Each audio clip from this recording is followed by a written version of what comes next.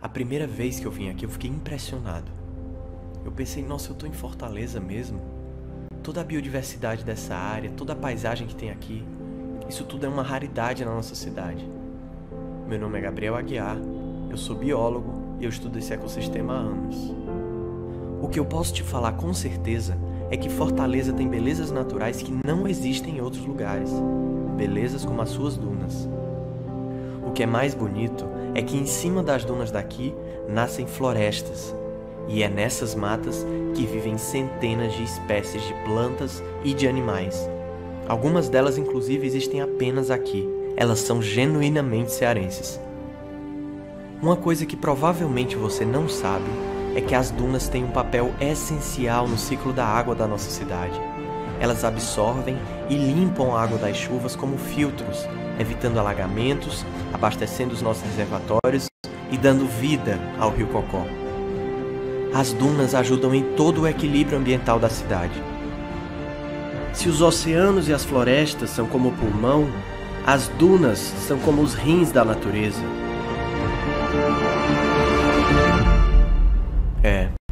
As dunas de Fortaleza são fantásticas. Mas vamos parar por aqui. Infelizmente eu vou ter que te dar uma notícia triste. Talvez elas deixem de existir. Justamente por toda essa beleza, essa área se tornou um dos metros quadrados mais caros da cidade. Por isso, empresários milionários querem tirar essa área da gente, da população cearense, removendo as dunas para dar lugar a grandes empreendimentos imobiliários. Eles são poderosos, estão aliados com políticos, articulam mudanças na legislação para benefício próprio. Aprovaram uma lei na Câmara dos Vereadores que retira a proteção legal da área. É contra isso que eu luto. E eu não estou sozinho. Eu sou o Bruno, sou biólogo e vou usar a ciência para proteger as dunas. Pia, sou advogada e vou usar o direito para proteger as dunas de Fortaleza. Eu sou o Daniel e como ambientalista eu quero trazer você para esta luta. Eu sou Bea, estudante de arquitetura e urbanismo e sei da importância das dunas para a sustentabilidade da cidade. Eu sou Yara, estudante de direito e sei que com a lei podemos garantir a preservação das florestas dunares. Meu nome é Rodolfo, eu sou jornalista e vou denunciar qualquer ameaça às dunas. Somos o Fortaleza pelas Dunas, pessoas que se juntaram para salvar as últimas dunas de Fortaleza. Você também acha que as dunas devem ser preservadas? Pense bem, apenas com você nós vamos conseguir.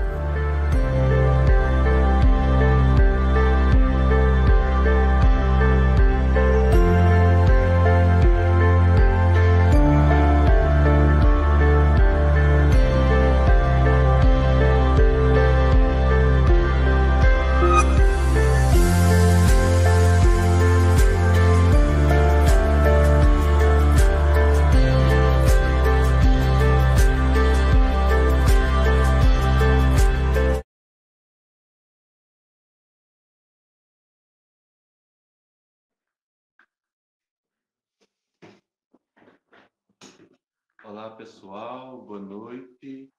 Estamos aqui de volta novamente para mais um Encontro Verde com o Greenpeace Fortaleza. Eu sou o Rodolfo Rodrigo, sou voluntário do grupo do Greenpeace Fortaleza e hoje começo uma série interessante de 6 lives, sendo essa a primeira de um assunto bem interessante, matriz energéticas. E hoje iremos falar, na nossa primeira live dessa série de 6 lives, o nosso assunto principal, que é combustíveis fósseis. E com isso nós vamos ter a participação de um grande representante, né, do clima e energia do Greenpeace Brasil, o Tiago Almeida. Tiago Almeida, você gostaria de se apresentar para o pessoal? Obrigado, Rodolfo. Olá a todas e todos. Meu nome é Tiago Almeida, eu sou campeão de Clima e Energia do Greenpeace Brasil e vim aqui hoje para falar sobre combustíveis fósseis.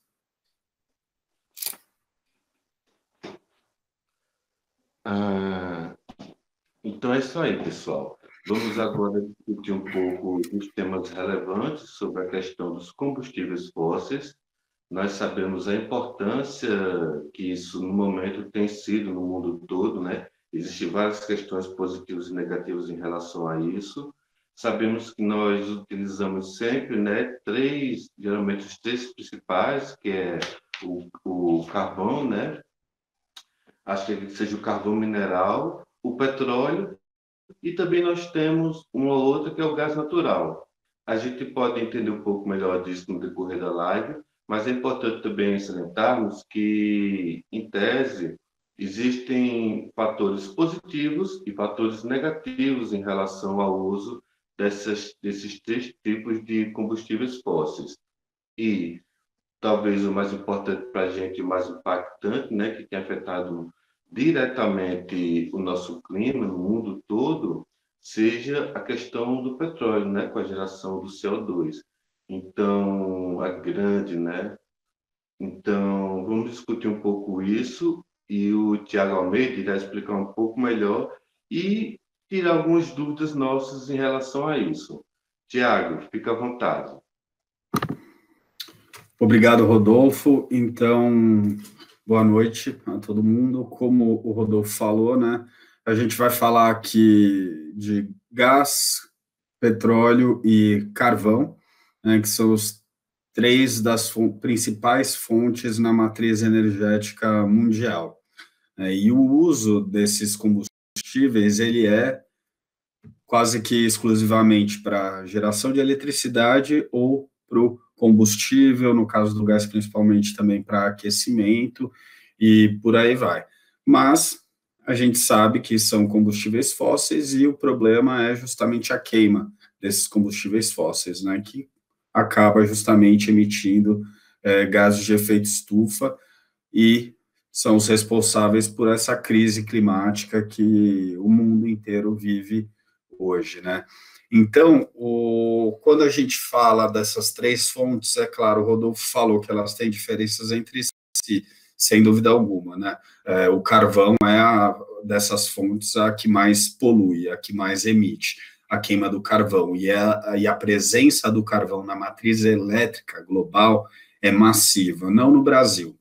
No Brasil é menor, se não me engano, cerca de 3%, se você juntar carvão e óleo, mas gás já está bem mais alto, aí 9%, 10% a participação, e lembrando que o gás é um combustível fóssil, ele é sim prejudicial ao meio ambiente, ele contribui para as mudanças climáticas, e isso sem entrar na questão do processo de exploração e produção desse gás.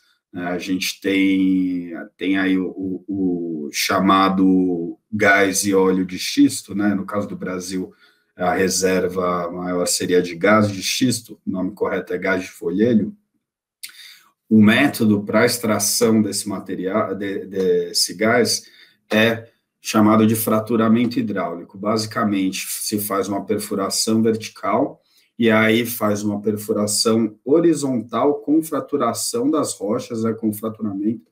Então, faz essas fraturas, que são basicamente explosões, né, com bastante pressão de água. De água não, é um produto, é um produto líquido que compõe aí centenas de produtos químicos, inclusive muitos cancerígenos, né?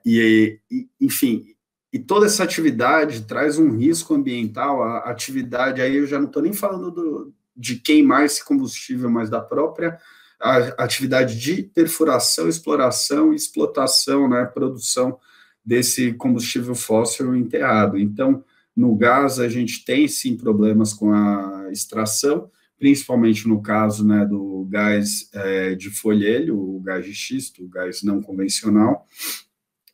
Da mesma maneira, a gente vê com o petróleo aí, como já tivemos inúmeros exemplos no mundo, e um dos últimos grandes, né, foi justamente no Nordeste brasileiro, no ano passado. Nós não vemos mais aquelas enormes manchas chegando na praia, mas ainda aparecem pequenas manchas, micromanchas, ou seja, a contaminação segue acontecendo. Então, quando a gente está falando da atividade de petróleo, antes de falar da queima, mais uma vez, desse combustível fóssil, o processo de produção, de extração, ele é muito complicado, né? A gente vê extração em terra, na floresta, por exemplo, lá na Rússia, a gente vê inúmeros casos de derramamentos de petróleo na floresta. Na própria Amazônia, aqui do lado, o Equador, a gente tem casos de derramamento de petróleo que mataram rios, contaminaram rios, afetaram populações indígenas inteiras. No Nordeste, todos os impactos que nós vimos, que foram impactos visuais, aqueles impactos diretos, né, por exemplo, desde afetar o turismo, mas principalmente afetar comunidades vulneráveis, afetar pescadores, marisqueiras, ninguém mais queria comprar o produto dessas pessoas, claro, né, com receio da contaminação, e até hoje, na verdade, a gente não sabe aí exatamente os reais impactos na saúde das pessoas das regiões impactadas pelo óleo no Nordeste no ano passado, né? Precisa ser feito um acompanhamento, porque a contaminação de um ecossistema por óleo, ela não é só visual, né? Então, quando vai ficando em micropartículas, isso segue contaminando, contamina peixe, contamina uma cadeia alimentar, da qual a gente faz parte, né? E claro, o óleo no Nordeste provou que sempre os mais afetados são aqueles mais vulneráveis, né? Quem mais sofreu aí foram principalmente pescadores, extrativistas, que viram todos a sua fonte de sustento e de alimento ameaçadas. E quando a gente fala do carvão, aí o carvão a gente começou a queimar no século XVIII, aí, quando começou a Revolução Industrial, e foi quando a gente começou realmente a emitir gases de efeito estufa para além do normal e para além do que o planeta consegue manter em equilíbrio. Então, esse orçamento de carbono aí, a gente vem gastando cada vez mais, já são aí quase 300 anos, né, fazendo isso, e a gente chegou no momento em que a gente precisa agir. É uma emergência climática, é uma crise climática, a gente já vê impactos no dia a dia em diversas regiões, a gente já vê que justamente os mais impactados vão ser os mais vulneráveis, né? Eu acho até que, entre as muitas coisas que a pandemia atual mostrou para a gente, né, mostra justamente que, por mais que um vírus como o Covid-19 não escolha as pessoas que ele vai infectar, nem todo mundo tem o mesmo acesso à saúde, nem todo mundo tem a possibilidade de fazer home office, nem todo mundo pôde não sair porque não tinha ganha-pão, né? Teve gente que precisou sair de casa porque senão não teria o que comer. Então, é muito desigual também essa pandemia, os mais vulneráveis são os que mais sofrem, isso é o mesmo que vale para as mudanças climáticas, né? Então, para além do processo de extração de petróleo, gás, ou mesmo carvão que eu estava falando, vamos falar aqui da queima desses combustíveis, né, que é a causa, a principal causa das mudanças climáticas no mundo. A queima do carvão, principalmente, é feito para eletricidade, né, para geração de eletricidade, gás em muitos locais também, né, embora em locais como a Europa seja usado também para aquecimento, né, e óleo. O petróleo é usado principalmente para combustível, né? Existe usina térmica a óleo, mas o principal uso é justamente para combustível, né? Bom, como eu falei, o principal impacto, a gente sabe, é mudanças climáticas, algo que vai impactar a todos, mas as pessoas mais vulneráveis vão ser as que vão sofrer mais e as que vão sofrer primeiro, né? E aí a gente tem alguns casos mais específicos que a gente pode citar também de problemas, né? Dessas fontes. De ativar. Olá, pessoal, estamos de volta. Estamos só organizando alguns últimos detalhes para poder retornarmos à nossa live, né? Discussão sobre combustíveis fósseis. E nós vimos aí muitos pontos importantes e interessantes que o Tiago nos trouxe em relação aos 3 tipos de combustíveis fósseis que nós mais utilizamos, né? Na verdade, são os principais que a gente usa no mundo. E, como ele deixou bem claro, né? O carvão, né? No caso, o carvão mineral, ele vem a ser o que mais polui entre todos. Temos um grande problema também da questão do petróleo em si, que geralmente é o combustível, no caso, é matriz fundamental, né, da criação dos combustíveis. Sua principal finalidade é realmente o investimento na área de transportes, em combustíveis, para a criação, no caso, de diesel, querosene, gasolina. O maior intuito principal foi isso. Lembrando que antes do petróleo vir a ser uma matéria muito bem utilizada, antes disso era utilizado o óleo de baleia. É um ponto curioso que eu vi também nas minhas pesquisas, que eu também não sabia. Imagino o tanto de óleo de baleia que foram criados, né, nesse período todo antes que o petróleo existisse. Mas ele também deixou claro também que o gás natural é o que menos polui entre todos os combustíveis fósseis. Mas vamos então voltar aqui para o Tiago e vou começar com uma pergunta que talvez seja bem interessante. Qual a melhor saída para nós utilizarmos outros meios de obtenção de energia que não fosse através dos combustíveis fósseis? Tiago, é com você.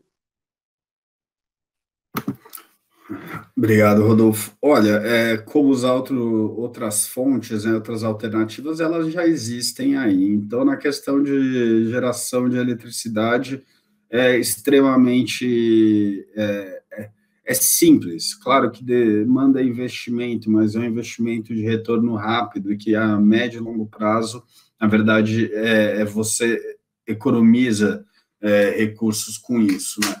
Então, para a geração de eletricidade, a gente tem aí a solar e a eólica com enorme potencial, especialmente no Brasil. E como eu falei antes, se você tem um parque elétrico bem dimensionado, no qual você pode utilizar solar e eólica, né, por exemplo, como principal fonte, você com isso você recupera as represas, né, recupera o nível das represas em hidrelétricas para, assim, em algum momento, por um acaso acontecer de não ter nem sol, nem vento, né, se nenhuma das duas fontes estiverem gerando, você tem esse backup. Então, ele, na verdade, é super viável, super possível, as tecnologias já existem, você vê em certos lugares do mundo, né, a China já tem hoje uma matriz elétrica brasileira inteira de renováveis, né? A matriz elétrica da China deve ser, eu diria, pelo menos, eu não sei o número atual, mas deve ser aí umas 10 vezes a nossa. Né? Então, essas fontes estão aí, elas são baratas, a tecnologia só melhora, o custo diminui, a acessibilidade, né? Então, falta também aí incentivos, né, e investimentos do governo nisso. Então, isso na questão de geração de eletricidade. Na questão de combustível para o transporte, né, aí é um pouco mais complexo, não porque não haja uma solução. Claro que você pode, sim, eletrificar a frota veicular e, com isso, acabar com os combustíveis, uso do petróleo. Mas, no caso do transporte, envolve mobilidade, né? Quando a gente está falando especialmente de mobilidade urbana, aí envolve repensar as cidades, né? Não é só você ter um transporte público muito melhor, que as pessoas não precisem usar carro, né? E o transporte elétrico, mas você ter uma menor necessidade também, né? De traslado, enfim, são as cidades se repensar e repensar esse modelo, né, daquele centro que concentra tudo, empregos, e as pessoas têm que vir de longe, né? Então, mas as soluções, claro que existem, a gente já vê aí diversos países, e não são só países ricos do norte, né, já com metas de eletrificação de toda a frota veicular, né, tem lugares que começam com a frota de ônibus ou a frota de táxis, mas, enfim, cada vez mais nós vemos planos nesse sentido.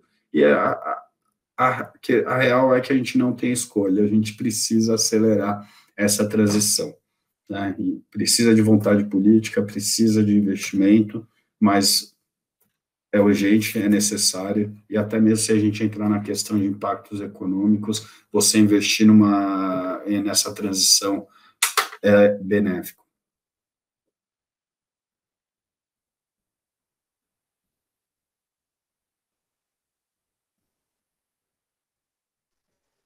Ok, obrigado, Tiago.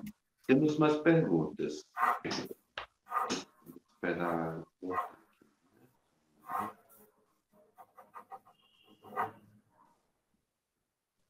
Bem, obrigado, Tiago.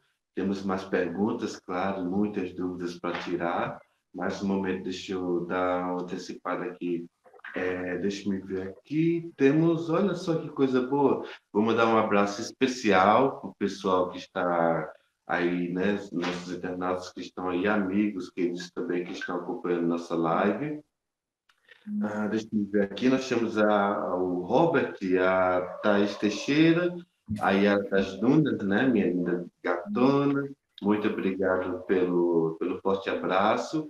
E temos uma pergunta também interessante para você, Tiago. Olha só, existe ainda algum risco, algum perigo da BP ou da Total ainda tentarem explorar na foz do Rio Amazonas?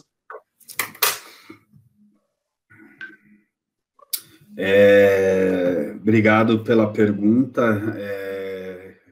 Essa campanha aí em defesa, né, dos corais da Amazônia foi uma campanha muito especial para mim. A Total está fora. Ela teve o licenciamento ambiental negado, né? A licença ambiental foi negada, então ela está fora. Para ela voltar, algo de errado teria que ser feito, algo contra a lei, ou então a Total não pode mais explorar. Teria que reiniciar todo um processo de licenciamento e, mesmo assim, seria forçando já juridicamente isso. Então, a Total, sim, a gente pode comemorar que está fora da bacia da Foz do Amazonas, né? Já a BP, não. A BP, a britânica, segue com o processo, né? Só que o processo aí, a última documentação que a BP enviou para o IBAMA, para o licenciamento, ao menos que consta no site do IBAMA, onde todo mundo pode consultar todos os licenciamentos ambientais, né, no Brasil, a empresa entregou no final de novembro a última documentação e o IBAMA ainda não emitiu a sua nota técnica, né, o seu parecer em relação a essa última resposta da BP. Mas o que isso significa? Que a empresa segue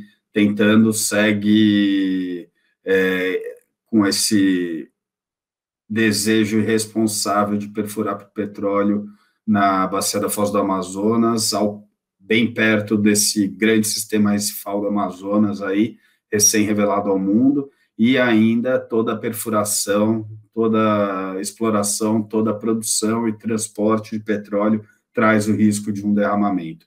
Lembrando que a bacia da Foz do Amazonas é uma região de bastante dificuldade e complexidade para se perfurar, em razão das diversas correntes que tem em diferentes direções. Um exemplo é que em 2011 uma plataforma da Petrobras ficou à deriva e o posto teve que ser abandonado na região, porque justamente a plataforma, os computadores não conseguiram manter a plataforma estável de tão forte que eram as correntes, né? Então, é preocupante, e ainda mais preocupante até do que a BP, é que a Agência Nacional de Petróleo, a ANP, ela segue insistindo em oferecer mais 284 blocos de petróleo na oferta permanente na região dos corais da Amazônia, nas bacias da Foz do Amazonas e na bacia do Pará-Maranhão. Né? Então, são 284 blocos, muitos em cima do sistema recifal, onde há presença de recifes. Né? Então, a preocupação é muito grande, sim. Talvez haja um respiro nesse momento em função da pandemia, né? Como houve queda de demanda no consumo de petróleo, como ainda existem muitas incertezas aí, o próprio governo, se não me engano, já cancelou o leilão de petróleo esse ano. A oferta permanente é diferente, né? Os blocos estão permanentemente ofertados. Qualquer empresa pode chegar e declarar interesse, e aí em até 90 dias a ANP tem que fazer um leilão, nem que seja um leilão somente desse bloco. O que significa que, se tiver leilão, é porque alguma empresa declarou interesse, ou seja, o leilão vai ser bem sucedido. A empresa vai adquirir. Então, é bem perigoso isso. Mas a gente segue observando, né? Seria uma enorme responsabilidade em relação à BP, ainda mais uma empresa aí que tem um novo CEO, novo presidente global, com um discurso que parece mais bonitinho, né? A gente precisa ver na prática, mas a gente segue aí em defesa da região e não vai aceitar que a BP perfure por petróleo nessa região.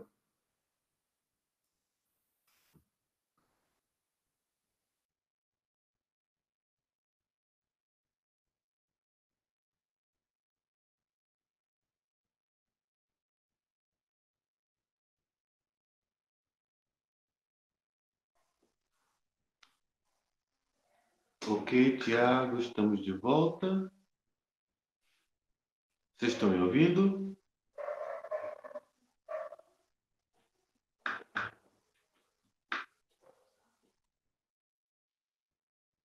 Ok.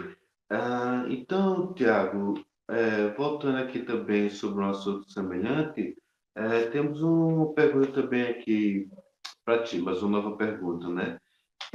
Mais relacionada sobre a questão se existe ainda alguma possibilidade de novas aparições das manchas de óleo no Nordeste. Como ficou essa relação? Nós sabemos que nós temos vários relatórios, né, vários estudos, estamos sempre acompanhando essa questão, mas como ficou essa situação do óleo no Nordeste?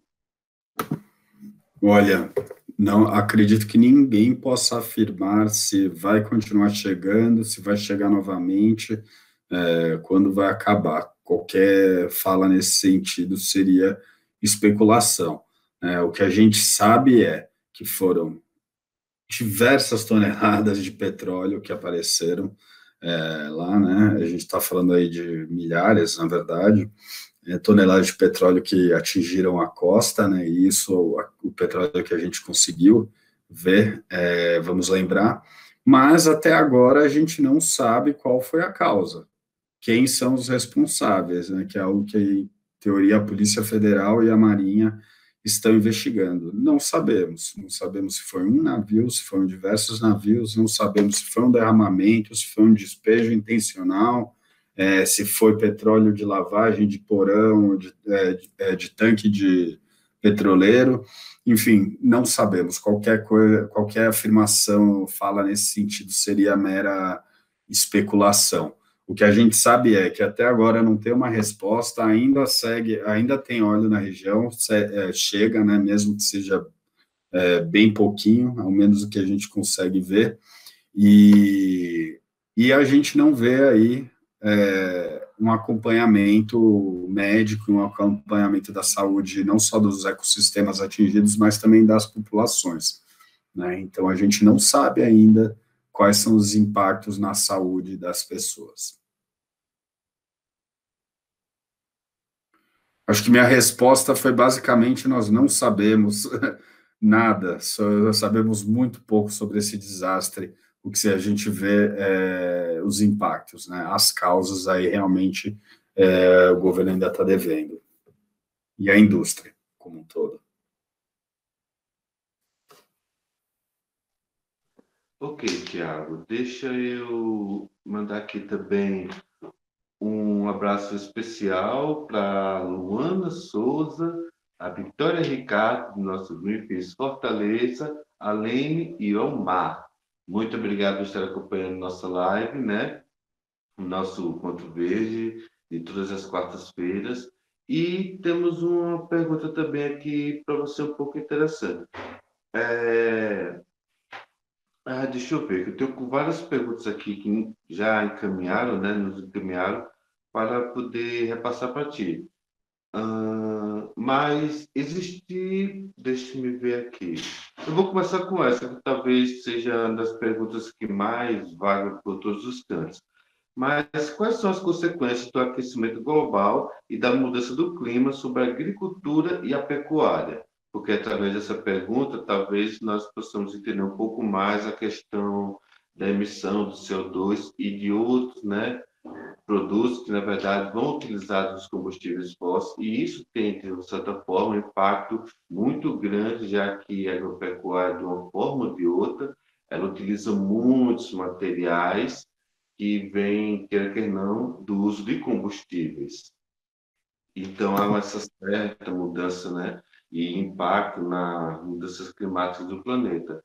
Tem algo referente a isso que você pudesse falar conosco? Essa é uma boa pergunta, porque é um gancho para o que eu ia falar, né?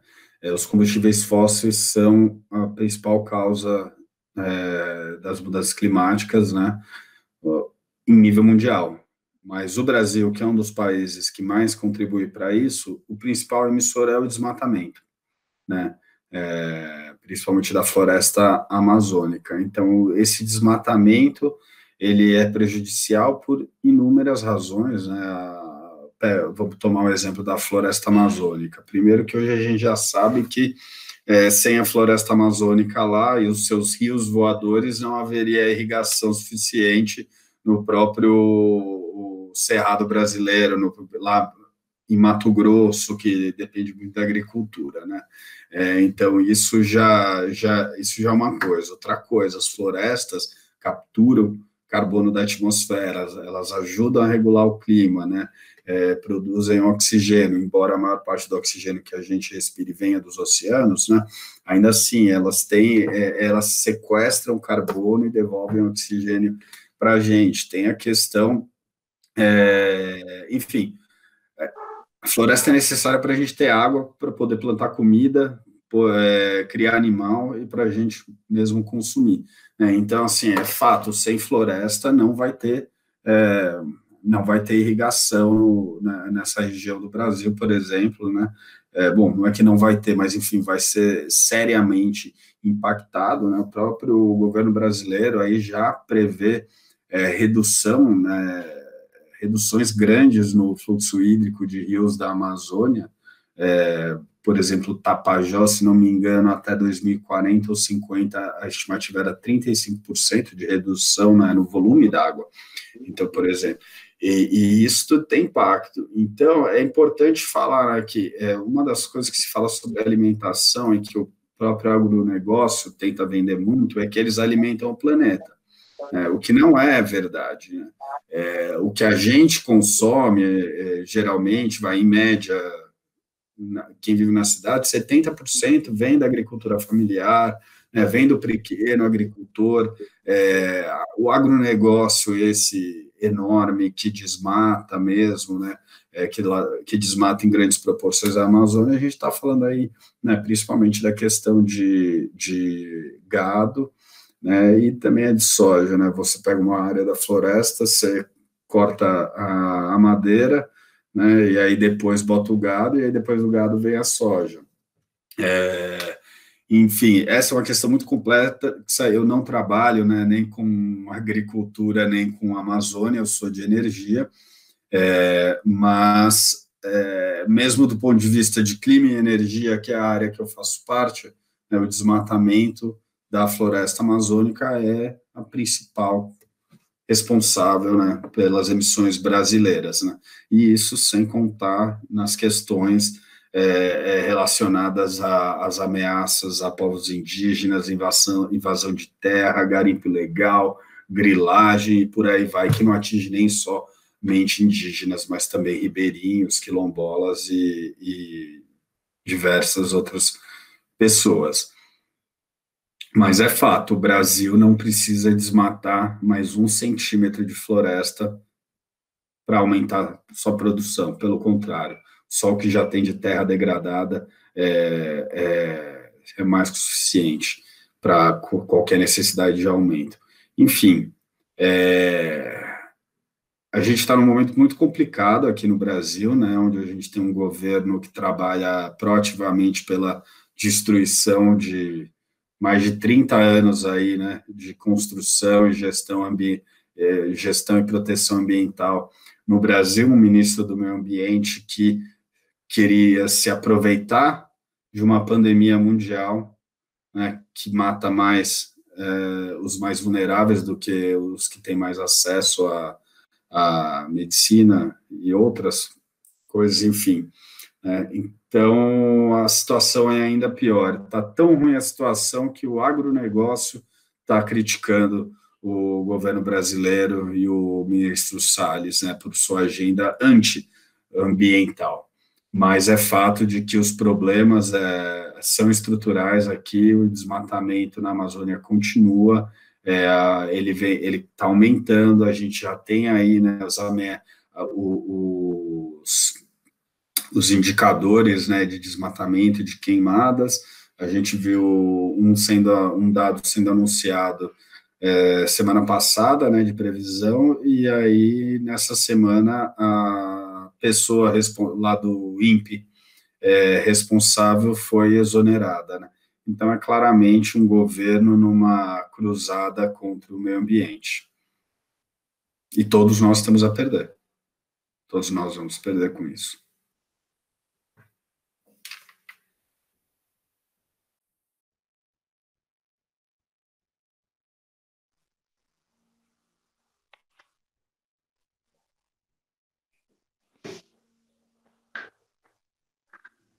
Estamos de volta.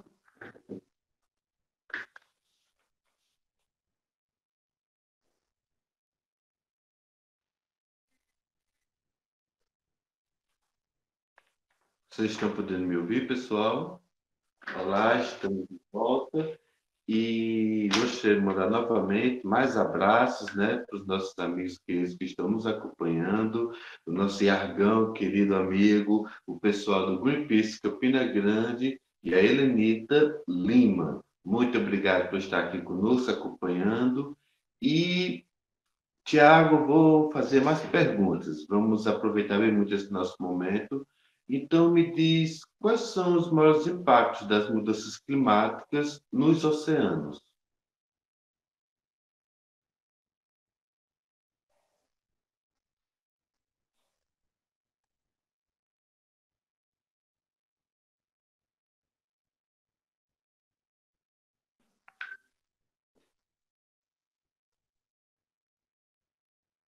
Conseguiu me ouvir, Tiago? Perdão, eu estava no mudo. Ah, sim, desculpa.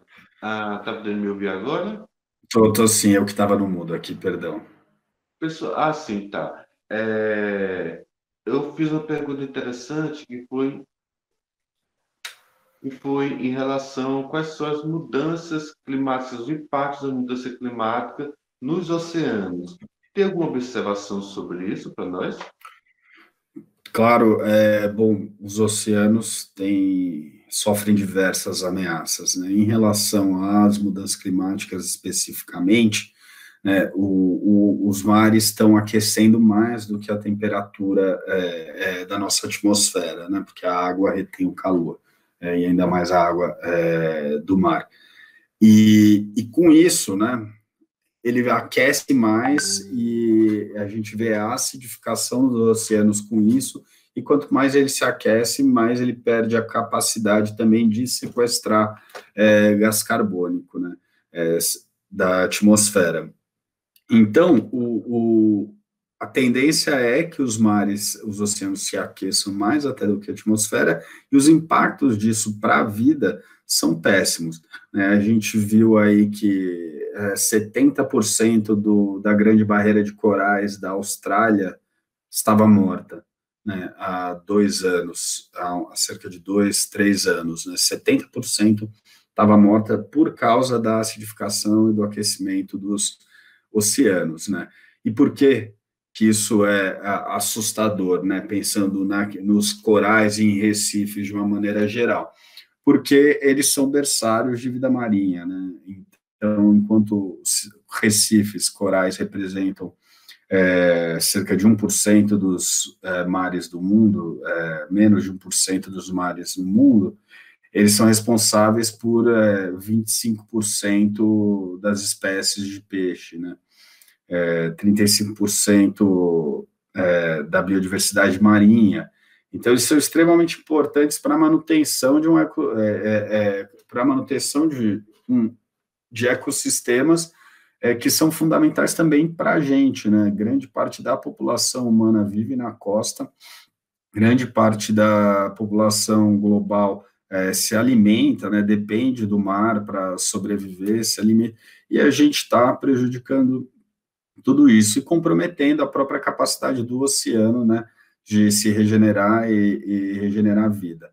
É extremamente preocupante o impacto que o aquecimento dos mares está tendo em recifes e em corais pelo mundo, porque corais são enormes berçários de vida.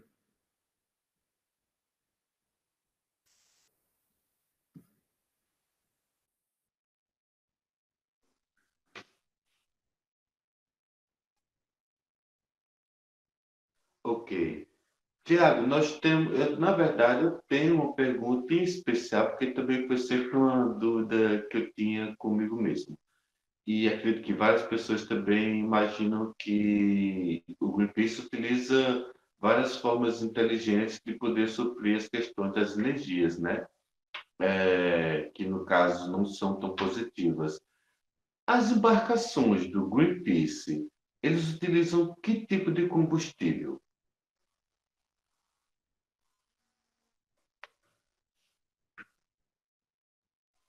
Tiago, você pode nos responder, está nos ouvindo? Desculpa, gente, desatenção aqui com essa vida de calls online, de lives. Sobre os navios do Greenpeace, por exemplo, a gente tem o navio Rainbow Warrior, né, que é um veleiro, mas a gente tem também, por exemplo, o Esperança, que esteve na costa brasileira aí há alguns anos seguidos, né? Esteve em 2017, esteve em 2018, e em 2019 a gente foi para a Guiana Francesa, né, com o navio. O Esperança, por exemplo, ele tem os seus motores a diesel, claro, é um navio da década de 80, ele tem esses motores a diesel, mas o Greenpeace também investiu e reformou o navio, então ele é ambientalmente correto em inúmeros aspectos, mas na questão do motor, a gente usa motores elétricos, né? O motor a diesel só é usado mesmo naqueles momentos em que precisa realmente navegar mais rápido, contra a corrente, né? Mas às vezes, assim, 5 nós até 8, quase, dá para usar o sol elétrico por si só. Mas, claro, a própria frota do Greenpeace, em nível mundial, passa por uma transição. A gente precisa acelerar realmente essa transição. O Esperança é um navio aí, realmente que foi todo reformado para ser ambientalmente correto, né? O termo que eles usam em inglês é eco-friendly. Mas é isso, mas ainda tem um outro momento em que precisa usar, assim, o motor a diesel da embarcação.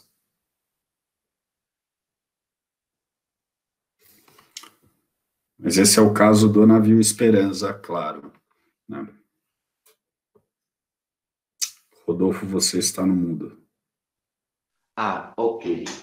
Eu estava no mudo sem perceber mesmo. Eu estava acompanhando aqui a sua fala, a sua resposta, e temos uma pergunta também aqui interessante, da Lenita Lima. Então, deixa eu ler aqui rapidinho para ti. Qual o posicionamento do Greenpeace Brasil sobre o descaso do governo Bolsonaro sobre a Amazônia, o Pantanal e as ONGs que cuidam dos animais ameaçados de extinção? É a pergunta da Helenita Lima. Então, vamos lá. Olha, nosso posicionamento é bem claro, né? A gente fala disso praticamente todos os dias, a gente inclusive vem fazendo aí denúncias, né, contra o governo, contra o ministro do Meio Ambiente, Ricardo Salles, o que quer passar a boiada, né, aproveitar a pandemia para passar a boiada contra o meio ambiente. Então, é claro, o Greenpeace tem uma luta aí de décadas contra o desmatamento, né? A nossa luta é pelo desmatamento zero, não é pelo desmatamento ilegal zero, é pelo desmatamento zero. Então, assim, a gente já é um país que vinha com ameaças cada vez maiores ao meio ambiente e que com esse governo ganhou uma força ainda maior, né? Nenhum dos governos anteriores era amigo do meio ambiente, mas esse governo parece ter a intenção de destruí-lo.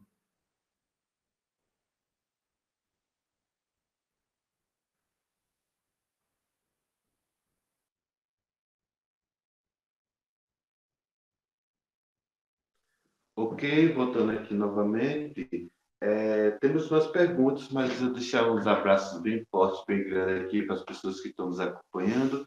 Deixa eu dar uma olhada rapidinho aqui. O nosso amigo Carlos, a Adriana Almeida, o Maurício Gonçalves e a Gabi Alves. Muito obrigado. Beijão por estar aqui acompanhando conosco. E temos mais uma pergunta também da Helenita Lima, que também pergunta o que nós pensamos, na verdade, sobre a energia eólica acredito que, deixa-me ver como ela colocou aqui, em lugares pobres. Na verdade, em lugares mais carentes. O que nós pensamos em relação a isso, a utilização, né, da energia eólica nesses setores? Pergunta da Helenita Lima. Olha, eu não sei se eu entendi exatamente o que ela quis dizer, né? Porque quando a gente está falando de energia eólica, a gente fala de parques eólicos, né?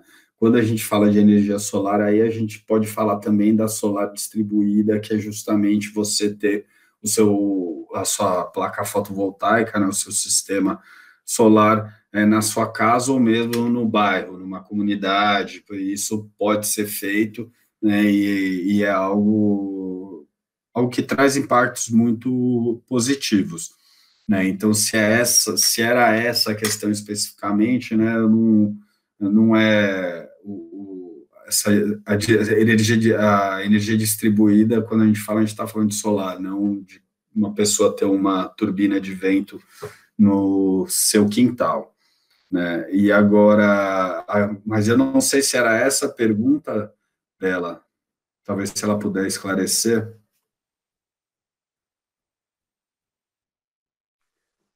Vamos aguardar, qualquer coisa ela acrescenta nos comentários, vou estar aqui acompanhando, né?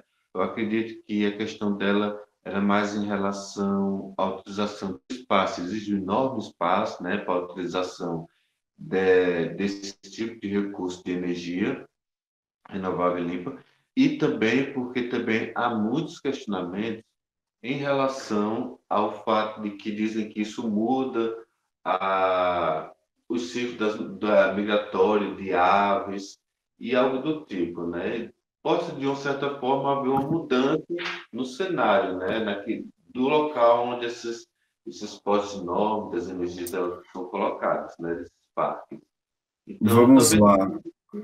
Vamos ver se ela talvez ela queira reformar a pergunta dela, mas eu imaginei que pudesse ser um pouco sobre isso, falando assim, em relação aos pássaros, por exemplo. Isso não é verdade. Isso não é verdade no sentido de que hoje se tem muito mais conhecimento, né? Então, por exemplo, hoje não se faz parque eólico em área de migração de pássaros, né? O próprio IBAMA, acho que, se não me engano, em 2013, mas enfim, há alguns anos, o próprio IBAMA negou, falou não para a instalação de turbinas eólicas em Fernando de Noronha, né? Então, não é que você pode instalar em qualquer lugar. São feitos estudos, tem que ser feito um licenciamento ambiental correto, né? Então, tudo isso é levado em consideração, até usando um exemplo como a energia solar, a placa solar. Se usou muito no passado, falando que matava pássaros, queimava pássaros, a solar concentrada e tudo mais, era verdade? Era assim. Então, por exemplo, nos Estados Unidos, mas o dado era, enquanto você tinha algumas dezenas de milhares de pássaros mortos por usina solar todo ano nos Estados Unidos, você tinha algumas dezenas de milhões de pássaros mortos por gatos domésticos, né? Sendo que 60% dessas mortes de pássaros nos Estados Unidos era numa usina solar construída na década de 90 sem conhecimento. Então, esse tipo de coisa é facilmente remediável. Mas quando você pergunta do espaço, uma vantagem da eólica é que a eólica dá para você ter o uso do espaço em volta da turbina, né? Então, por exemplo, no Nordeste, eu estive no Rio Grande do Norte, eu vi gado em área junto com turbina eólica. Mas, claro, existem problemas. Não é em todo lugar que pode construir e preocupa muito quando a gente ouve histórias de começo de grilagem de terra para construção de parque eólico, né, desmatamento para construção de parque eólico. Isso é inaceitável, vai ser sempre inaceitável. É das principais soluções para o nosso problema, mas tem que ser feito direito. Não dá para fazer no mesmo esquema injusto, predatório, exploratório, que a gente faz todo o resto.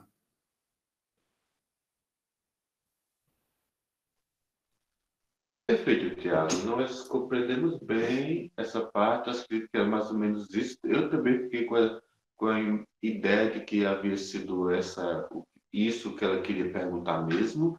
E nós estamos chegando a uma hora da nossa live, né? Estamos chegando ao fim de mais um encontro verde aqui com o pessoal. Eu gostaria muito de agradecer, Tiago, a sua presença, foi muito importante, muito interessante.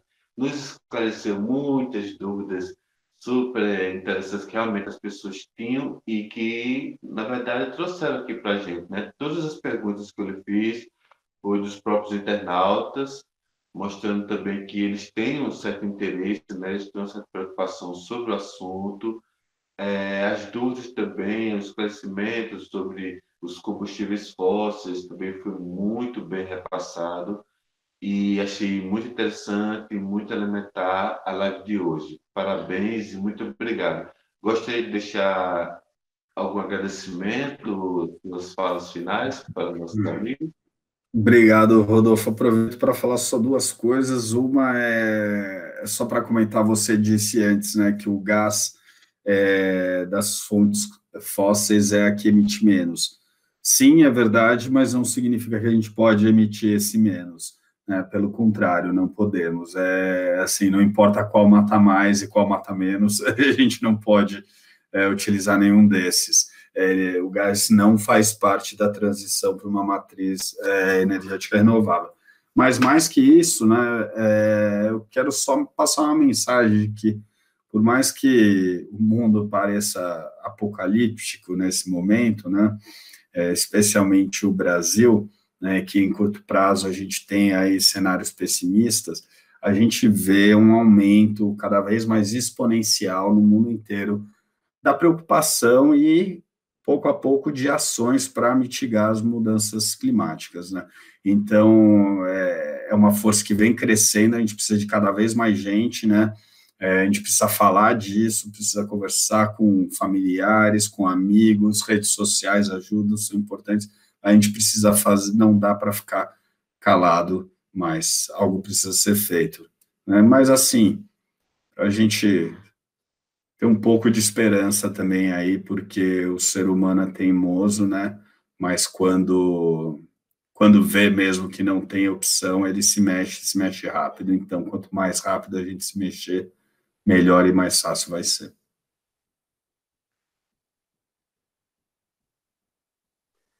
Perfeito, Tiago, muito obrigado pela sua contribuição aqui conosco e belas palavras.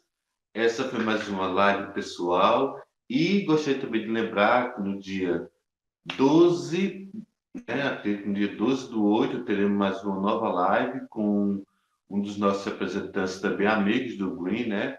Que é, deixa eu me dar uma olhada, deixa eu olhar aqui meus arquivos, quem vai estar na live do dia do Marcelo, vai ser no dia 12, o Marcelo do Greenpeace estará com a gente no dia 12/8 para tratar mais assuntos e dar continuidade a essas questões das matrizes energéticas, né? Que nós, na verdade, resolvemos fazer um quadro com 6 slides falando sobre esse assunto. E hoje o Tiago veio e trouxe esse grande recomeço para a gente sobre o assunto, né? Abriu as portas, né? Abriu a caixa de Pandora. Então vamos discutir isso. Obrigado, pessoal. Obrigado a todos e todas que compareceram, estiveram aqui presentes conosco.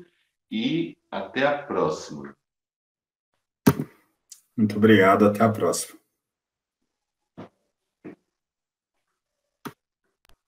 A primeira vez que eu vim aqui, eu fiquei impressionado. Eu pensei, nossa, eu tô em Fortaleza mesmo. Toda a biodiversidade dessa área, toda a paisagem que tem aqui, isso tudo é uma raridade na nossa cidade. Meu nome é Gabriel Aguiar, eu sou biólogo e eu estudo esse ecossistema há anos. O que eu posso te falar com certeza é que Fortaleza tem belezas naturais que não existem em outros lugares. Belezas como as suas dunas. O que é mais bonito é que em cima das dunas daqui nascem florestas. E é nessas matas que vivem centenas de espécies de plantas e de animais. Algumas delas, inclusive, existem apenas aqui. Elas são genuinamente cearenses. Uma coisa que provavelmente você não sabe é que as dunas têm um papel essencial no ciclo da água da nossa cidade. Elas absorvem e limpam a água das chuvas como filtros, evitando alagamentos, abastecendo os nossos reservatórios e dando vida ao Rio Cocó. As dunas ajudam em todo o equilíbrio ambiental da cidade. Se os oceanos e as florestas são como o pulmão, as dunas são como os rins da natureza.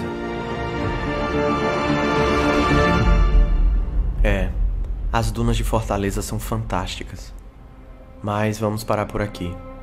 Infelizmente, vou ter que te dar uma notícia triste. Talvez elas deixem de existir.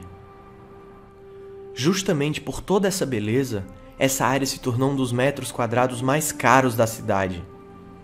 Por isso, empresários milionários querem tirar essa área da gente, da população cearense, removendo as dunas para dar lugar a grandes empreendimentos imobiliários. Eles são poderosos, estão aliados com políticos, articulam mudanças na legislação para benefício próprio. Aprovaram uma lei na Câmara dos Vereadores que retira a proteção legal da área. É contra isso que eu luto. E eu não tô sozinho. Eu sou o Bruno, sou biólogo e vou usar a ciência para proteger as dunas. O meu nome é Bia, sou advogada e vou usar o direito para proteger as dunas de Fortaleza. Eu sou o Daniel e, como ambientalista, eu quero trazer você para esta luta. Eu sou Bea, estudante de arquitetura e urbanismo e sei da importância das dunas para a sustentabilidade da cidade. Eu sou Yara, estudante de direito, e sei que com a lei podemos garantir a preservação das florestas dunares. Meu nome é Rodolfo, eu sou jornalista e vou denunciar qualquer ameaça às dunas. Somos o Fortaleza pelas Dunas, pessoas que se juntaram para salvar as últimas dunas de Fortaleza. Você também acha que as dunas devem ser preservadas? Pense bem, apenas com você nós vamos conseguir.